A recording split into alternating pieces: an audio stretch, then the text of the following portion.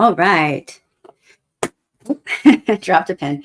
Good morning. Thank you for being here. It's day 44. I'm reading The Art of Focus by Dan Koe. It's absolutely fantastic book if you're a solopreneur or entrepreneur, or you just like to think outside the box. It's amazing. Here we go. I'm on page 164.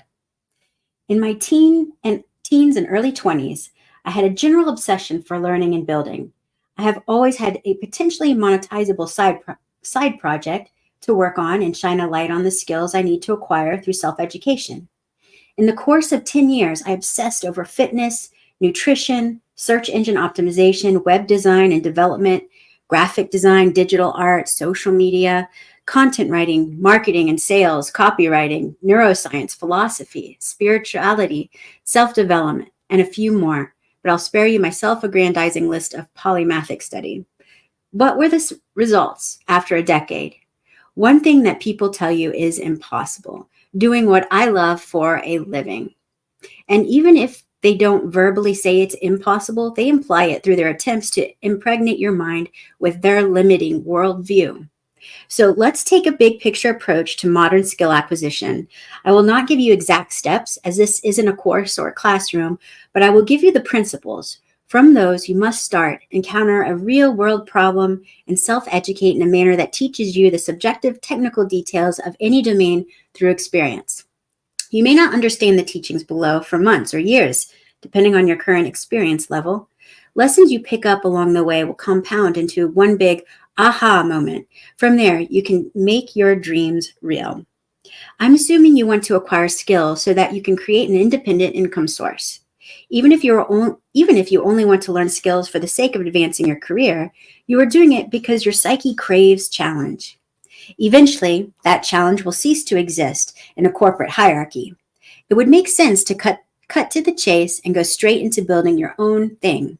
To do that, you will be exchanging value with other humans for value in the form of time, money, leverage, information, and expertise. Every single skill you learn should be approached from the perspective of human nature and psychology. That's all modern skills are, a modality for capturing attention, holding attention, and delivering value on attention. Business is about transferring consciousness into your customer and framing focus toward a shared desired outcome for mutual benefit.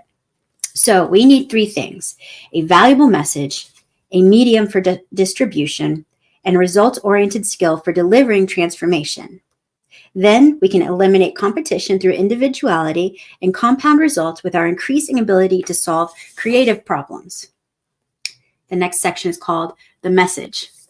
A valuable message is a way to communicate with others that is relatable, understandable, or actionable. If it isn't perceived as valuable, it won't capture attention. If it doesn't capture attention, how are they going to see the true value you provide? This is the first limiting belief that many must dissolve. You have to learn how to capture attention if you want anything, including money, from someone else. Attention capture techniques are neutral until put into evil hands. Value is determined by perception, and as we've learned, perception is influenced by an individual's worldview. A young person may see the value in riches, while an old person may see the value in peace. To understand this, learn marketing and sales. These skills pull from psychological principles and apply them to the transactional nature of business.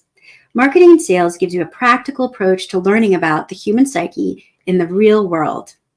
Now, some may have certain beliefs and ideas that come to mind at the talk of these potentially unethical skills. Used car salesmen and experiences with pushy scammers stick out to you more than how 100% of the population unconsciously manipulates one another with the same methods. The world's most successful people are those that use unethical skills in an ethical manner. Everyone has a dark side, and if you don't integrate that dark side through skills like marketing and sales, you will go on to manipulate others in a way that contributes to collective regress. Rid yourself of your illusory beliefs and channel the skills you acquire toward your ideal future. Marketing is how you craft a message that is attention-grabbing, relevant, and valuable for a specific person or identity. Identity houses their goal-centric perspective, houses the perception of their problems. Sales is a process for making people aware of their problems, showing them how that problem is impacting their lives, and presenting a solution to achieve their goals. The best way to understand these evergreen skills is through a transformation. That's what people want. Humans have a desire for more, and to accomplish that, they must evolve. On the universal scale, a story is transformation. Music is an audible story. A sculpture is frozen music. Humans find meaning in transformations, and if you want to gather people that find value in what you have to offer, base the message you put out around an implied before and after with a clear path in between. All good stories start with a problem that open a curiosity loop to capture attention. Once they've hooked the reader, they agitate the problem, relate with them through personal experience, and provide a potential solution that proves it can help them achieve the transformation they desire. You can notice this pattern by observing any form of media with a conscious mind. Look for implied problems, pains, solutions, and benefits that form a soft story structure. Look beyond the literal. Now, we don't want people to see your valuable message and not change their behavior in a positive manner. If your message does not influence another's actions, it falls short of impact. But don't think that you must push them toward action.